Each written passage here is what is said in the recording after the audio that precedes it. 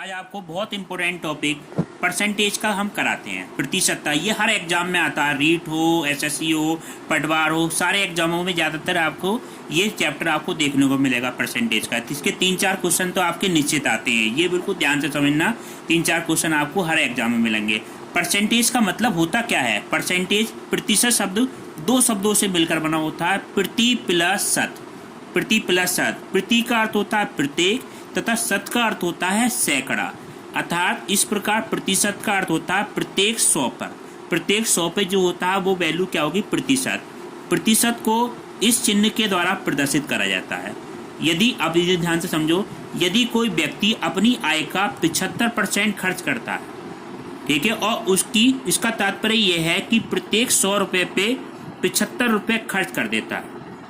यदि उसकी आय 10,000 रुपये है तो वह 10,000 गुणा 75 बटे 100, 7500 रुपये खर्च करता है। इसका ये आशय नहीं है कि वो केवल 75 रुपये खर्च करता है, ठीक है। प्रतिशत की कोई इकाई नहीं होती। इसका मतलब ये हुआ प्रत्येक 100 रुपये पे वो क्या करता है? 75 रुपये खर्च कर देता है। अगर उसकी तनख्वाह कितनी है? 10,000 है तो 10,000 रुपये वो क्या करेगा? 7,500 रुपये खर्च कर देता है। ये ध्यान से समझना आपका प्रतिशत। अब कुछ प्रतिशत के कुछ महत्वपूर्ण नियम है, ठीक है। यदि किसी प्रतिशत को भिन्न में बदलने के लिए, कोई भी भिन्न हो उसको प्रतिशत में बदलने के लिए उसे क्या करते हैं? 100 से भाग करते हैं।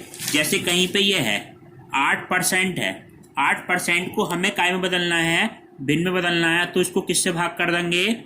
100 से भाग कर देंगे। तो ये क्या हो गया? प्रतिशत को भिन्न में बदल दिया, ठीक है। इसका उल्टा अगर हम कहें किसी प्रतिशत को भिन्न में बदलना हो, जैसे इस तरह से आंकड़े दे रखे हैं, जैसे ये मान है 3/8 है, 3/8 को हमें काय में बदलना है? उसमें भिन्न प्रतिशत में बदलना है, तो इसको काय से गुणा कर देते हैं? 100 से गुणा कर देते हैं। इसको हल करके कितना आ जाएगा? 37 सही 1/2%, ठीक है। इस तरह से माना जाएगा। आप देखिए ये तो बिल्कुल सिंपल है। भिन्न को प्रतिशत बदलने के लिए 100 से भाग और प्रतिशत को उसमें बदलने के लिए 100 से गुणा कर देते हैं, ठीक है।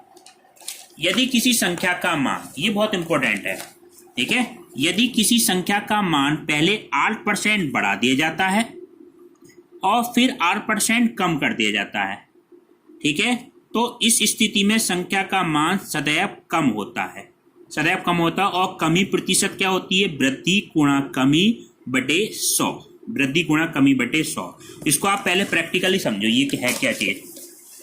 जैसे ये है, जैसे ए का वेतन पहले क्या था? 100 रुपये था। ए का वेतन पहले 100 रुपये था। उसका क्या हुआ? पहले 20% उसके वेतन में पहले तो क्या हुई? वृद्धि कर दी, ठीक है, 20% वृद्धि कर दी। फिर उसके बाद में उसके वेतन में 20% की क्या कर दी? कमी कर दी। तो लास्ट के वेतन पे उस पर क्या प्रभाव पड़ेगा, ये पूछ रहा है। तो हमने शुरू में वेतन क्या माना? ए का वेतन क्या दिया हुआ है? हमें दिया हुआ है 100 रुपये, ठीक है, और 20% वृद्धि करने पर वेतन कितना हो जाएगा? अगर हम 20% की वृद्धि करेंगे तो 100 रुपये तो वेतन था, प्लस 100 में 20% की वृद्धि करने पे कितना हो जाएगा? 20 रुपये की वृद्धि हो जाएगी। तो ये वेतन कितना हो गया? 120 रुपये हो गया। अब हम क्या क्वेश्चन क्या पूछा? उसके बाद में क्या कहिए? वृद्धि करने के बाद 20% की कमी की जाती है। जब उसका 120 रुपये वेतन हो गया तो 20% कमी करने पर वेतन, तो कमी जो होगी इसमें ही तो होगी। तो 120 में कितने की कमी हो रही है? 120 का 20% बटे 100, यानी कितनी हो गई? 120 में से 24 घटा दें, कितना हो गया? 96 रुपये हो गया। अब प्रारंभ वेतन कितना था? 100 रुपये था।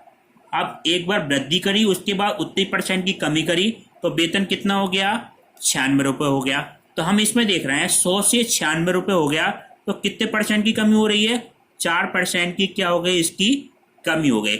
ये तो इसका जनरल तरीका है करने का। इसको हम ट्रिक से करेंगे, तो ट्रिक से हम क्या बताया था अभी नियम? वृद्धि गुणा कमी बटे 100। अगर कमी भी हम कमी प्रतिशत निकालते हैं किसी के वेतन में या किसी में, पहले वृद्धि करें उतनी % की, फिर उतनी % की क्या करें हम? कमी करें, तो हमेशा कमी होती है। और कमी प्रतिशत हमारा क्या होता है? कमी प्रतिशत।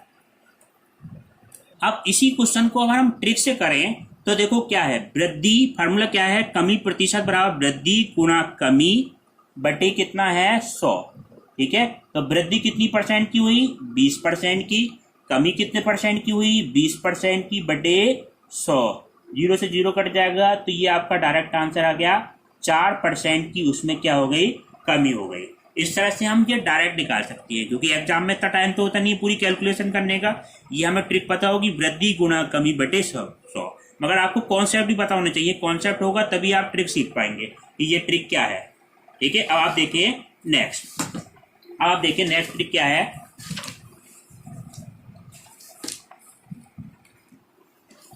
यदि ए के वेतन में, यदि ए के वेतन बी के वेतन से 8% अधिक है, ए का वेतन बी के वेतन से 8% अधिक है, तो बी का वेतन ए के वेतन से कितना परसेंट कम होगा। तो इसके लिए देखो क्या होता है डायरेक्ट नियम, बी के वेतन में कमी प्रतिशत जो होगी आर बटे 100 प्लस आर गुणा 100%, ये होगी हमारी कृत्रिम प्रतिशत। इसको देखो ट्रिक से याद रख सकते हैं। अगर हम कमी प्रतिशत निकालें तो यहाँ पे हमेशा क्या आएगा प्लस। ट्रिक क्या, कमी के लिए हमेशा क्या आएगा 100 प्लस आर। ऐसे उल्टा याद रख लो, ट्रिक ऐसे याद रखो उल्टा। वृद्धि के लिए क्या जाएगा माइनस आ जाएगा। अब देखो दूसरा बिल्कुल इसी का उल्टा, यदि ए का वेतन बी के वेतन से 8% कम है तो बी का वेतन ए के वेतन से कितना परसेंट अधिक हो। अधिक पूछा है तो आर बटे 100 माइनस आर, अधिक के लिए क्या हो जाएगा माइनस 100 माइनस आर गुणा 100। अधिक के लिए आता क्या होता है वैसे प्लस होता है, मगर इसमें उल्टा याद रखना आर बटे 100 माइनस आर गुणा 100। ये होगा बिल्कुल दो तरह के सूत्र। बिल्कुल इसी तरह से ये नियम है, यदि किसी वस्तु के पहले मूल्य में 8% की वृद्धि कर दी जाती है, 8% की वृद्धि कर दी जाती है, तो खर्च में कितने परसेंट की वृद्धि करें, में कमी कर दी जाती है तो खर्च में कितने परसेंट की वृद्धि करें कि जिससे खर्च अपरिवर्तित रहे। इसका मतलब क्या हुआ, तो ये कमी प्रतिशत हम निकालने हैं, क्या पूछा है वृद्धि प्रतिशत पूछिए।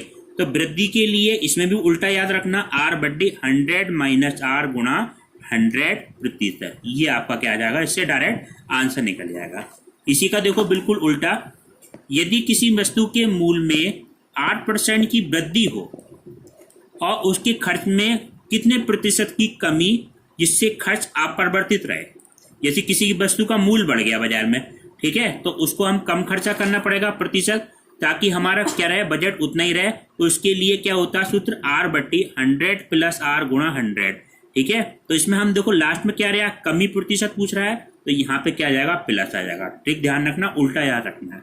ठीक है, इसी तरह से जनसंख्या वाले जैसे हमारे सवाल हैं, किसी शहर की जनसंख्या कितनी है पी है और वह 8% की दर से बढ़ती है और एन क्या है समय है, 8% प्रति वर्ष की दर से बढ़ रही है, तो एन वर्ष बाद जनसंख्या क्या हो जाएगी, ये सूत्र है पी 1 प्लस आर बटे 100 की पावर कितना होगा एन। ठीक है, अब आप देखें नेक्स्ट, एन वर्ष पहले की अगर हम जनसंख्या निकालें, एन वर्ष पहले की जनसंख्या, तो ये मान हो जाएगा पी बटे आर बी बटे 1 प्लस आर अपॉन 100 की पावर एन। ठीक है, इस सूत्र से निकाल सकते हैं। यदि किसी शहर की वर्तमान जनसंख्या कितनी है पी है और इसे पहले दूसरे और तीसरे वर्ष में क्रमशः R%, R1%, R2% और R3% की वृद्धि हो, यानी पहले वर्ष ये क्रम से जरूर नहीं है पूरे साथ एक साथ बढ़ रही है, पहले तो R% बढ़ी, R1%, फिर R2% बढ़ी, फिर R3%। तो इसके लिए क्या सूत्र लगता है, 3 वर्ष बाद जनसंख्या निकालना है, तो P 1 प्लस R1 बटे 100 इंटू में 1 plus R2 upon 100 into 1 plus R3 upon 100। इस तरह से आप निकालेंगे। हम जनसंख्या के कुछ क्वेश्चन प्रॉब्लम ट्रिक से कराते हैं। एक शहर की जनसंख्या दर वर्ष 25% की दर से कम हो रही है। यदि शहर की वर्तमान जनसंख्या 6400 है तो 2 वर्ष बाद की जनसंख्या क्या होगी, ये हमें बताना है। ठीक है, क्वेश्चन मार्क का मतलब है क्या होगी। अब इसको देखो, क्वेश्चन को आपको बताते हैं। ये है देखो क्वेश्चन, देखो कमी प्रतिशत क्या दी हुई है, कमी परसेंटेज दे रखी है 25% की दर से क्या हो रही है कम हो रही है। तो परसेंटेज को हम बिन में बदलेंगे तो इसको किससे भाग कर दें आप, 100 से भाग कर दें तो बराबर कितना हो गया, 1/4। 1/4 का क्या मतलब होता है, अगर ये वर्तमान जनसंख्या है, वर्तमान है, ठीक है, और ये क्या है, इतने की कमी हो रही है, तो कमी हो रही है तो कमी के लिए हमेशा क्या करेंगे, माइनस करेंगे। कमी हो तो क्या करना है हमें, कमी परसेंट हो तो माइनस करना है। तो 4 में से 1 माइनस करके बाद की जनसंख्या कितनी हो जाएगी, 3 हो जाएगी। अब देखो 2 साल के लिए पूछ रहे हैं तो 2 बार टेबल बनाएंगे, एक तरफ टेबल बनाएंगे वर्तमान और एक तरफ बाद बनाएंगे बाद, 2 टेबल बनाएंगे। वर्तमान में जनसंख्या कितनी है, 4 है, ये परसेंटेज से चलेगा 4। बाद में कितनी है, क्योंकि कमी हो रही है तो बाद में कितनी की कमी हो रही है, 1 की, तो 4 में से 1 घटक कितना आ जाएगा, 3। फिर दोबारा लेंगे 4 और फिर बाद में कितनी हो जाएगी, 3। ये 2 बार ही क्यों लेके आ, क्योंकि क्वेश्चन में 2 साल के लिए बात कही गई है तो 2 बार लेंगे। 3 बार की बात करें 3 साल की तो 3 बार लेंगे। अब आप इसकी गुणा कर लें, 4 चौक 16 और 3 तियां 9। अब क्वेश्चन में क्या दिया है, वर्तमान जनसंख्या दे रखी है, ठीक है, वर्तमान जनसंख्या दे रखी है, यानी कि ये वाली जनसंख्या कितनी दे रखी है क्वेश्चन में, 6400 वर्तमान की दी हुई है, ठीक है। तो 16 से 6400 तक आने में किससे गुणा करनी पड़ेगी, ये सोचो, 16 चौका 64, यानी कि गुणा करनी पड़ेगी आपको 400 से गुणा करनी पड़ेगी, ठीक है। तो इसमें 9 से हम कैसे गुणा कर दें, 400 से यहाँ गुणा कर दें तो 9 चौक 3600, तो बाद की जनसंख्या कितनी होगी, 3600 हो जाएगी। 3 साल बाद जनसंख्या कितनी हो जाएगी, 3600 हो जाएगी, यदि 25% की दर से वो कम हो रही है। अब क्वेश्चन में आपको ये वाली जनसंख्या भी दे सकता है तो ये वाली भी पूछ सकता है। अगर कहीं 3600 दे रखा हो तब भी 400 से गुणा, तो ये वाला आंकड़ा नहीं दिया होगा तो इसको हम निकाल सकते हैं। दोनों तरह से आप किसी को भी आप निकाल सकते हैं। आप क्या दे रखी है, 20% दे रखी है स्टूडेंट, ठीक है। और जनसंख्या 3 साल बाद कितनी हो जाती है, 21,600 हो जाती है। वर्तमान में जनसंख्या पूछी है कि अगर 20% की दर के हिसाब से बढ़ रही हो, 3 साल बाद ये जनसंख्या है तो वर्तमान में आपकी क्या होगी। तो सबसे पहले आप दर लें, दर कितनी दे रखी है, 20%। इस दर को 100 से भाग कर लें, कितना आ गया आपका, 1/5 आ गया। 1/5 में आप ये देखें, ये जनसंख्या कितनी होती है, वर्तमान को दिखाती है, वर्तमान को। और ये कम होने के बाद अगर क्वेश्चन में क्या पूछा, वृद्धि हो रही है तो क्या करना होगा, आपको प्लस करना होगा। तो 2 तरह की टेबल बनाएं आप, एक तो वर्तमान की बनाएं, वर्तमान, और एक तरफ आप टेबल बना लें बाद, ठीक है। 2 तरह की टेबल बना लें। वर्तमान में संख्या कितनी है, 5, बाद में कितनी हो जाती है, क्वेश्चन में क्या दे रखा, वृद्धि दर। जब भी वृद्धि हो, शब्द पे ध्यान देना, वृद्धि परसेंट हो तो क्या करना होगा, प्लस। तो 5 में 1 प्लस कर दें, बाद में कितनी हो जाएगी, 6। 5 और 6, 5 और 6, ये 3 बार क्यों लिखा, क्वेश्चन में पूछा है 3 साल, 3 साल की वजह से ये आपको 3 बार लिखना पड़ा है, ठीक है, 3 साल बाद। तो आप इसकी गुणा कर दे सिंपल, 5 पंजे 25 पंजे 125, 6 चंग 36 छक्का 216। अब ये बाद की जनसंख्या हो गई, ये वर्तमान की है। अब क्वेश्चन में दोनों में दे कौन सी रखी है, वर्तमान वाली तो पूछी है, बाद वाली क्या दे रखी है हमें, 21,600 दे रखी है। अब आप देखें 216 से 21,600 तक आने के लिए किस संख्या से गुणा करनी पड़ेगी, 100 से गुणा करनी पड़ेगी। 100 से गुणा करेंगे तो 125, आप जो संख्या से यहाँ गुणा करेंगे वही संख्या से यहाँ गुणा करेंगे। 125 में अगर हम 100 से गुणा कर दें तो क्या आ जाएगा, 1250, ठीक है। तो आपका क्या आ गया मान, 1250। तो वर्तमान जनसंख्या क्या होगी आपकी, 1250। क्वेश्चन में अगर इधर की दे रखा होता तो आप इधर की भी ज्ञात कर सकते हैं, कोई सा भी दे सकता है आपको क्वेश्चन में।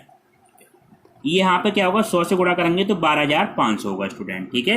21,600 तो ये कितना होगा, 12,500। अब आपको नेक्स्ट स्टूडेंट, परसेंटेज कमी दर क्या दे रखी है, 33 सही 1/3%, ठीक है। वर्तमान जनसंख्या कितनी दे रखी है, 10,800।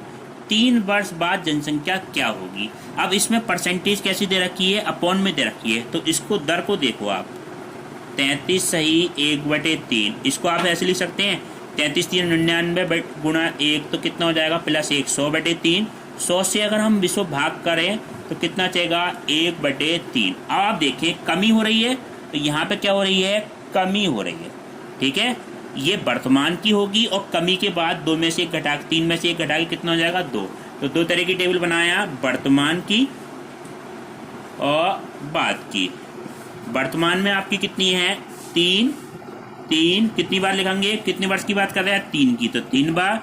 बाद में आपको कमी करनी है, तीन में से एक कम कर दो, कितना हो जाएगा ये, दो, दो और दो, तीन तिया नौ तिया 27 की गुणा कर लो, दो दूनी चार दूनी 8। अब आप देखिए कौन सी जनसंख्या दे रखी है, वर्तमान की जनसंख्या दे रखी है। वर्तमान की जनसंख्या कितनी दे रखी है, 10,800 दे रखी है। तो 27 से 10,800 तक आने के लिए किससे गुणा करनी पड़ेगी आपको, देखो 27 चौक 108, ये दोनों भाग करके देखेंगे आप, तो 400 से गुणा कर दें। अगर इसमें हम 400 से गुणा कर दें तो 10,800 आ गया। तो इसमें भी आप कैसे गुणा करेंगे, 8 में 400 से गुणा कर देंगे, तो 400 से गुणा करेंगे कितना आ जाएगा, 3200 आपका आंसर आ जाएगा। इसमें आंकड़े ऐसे होते हैं जो संख्या इसके गुणज में मिल जाए, ठीक है, परसेंटेज अपॉन में संख्या नहीं आएगी कभी। अगर चैनल हमारा आपका पसंद आया है तो लाइक कर लेना और चैनल को सब्सक्राइब कर लेना। Thank you.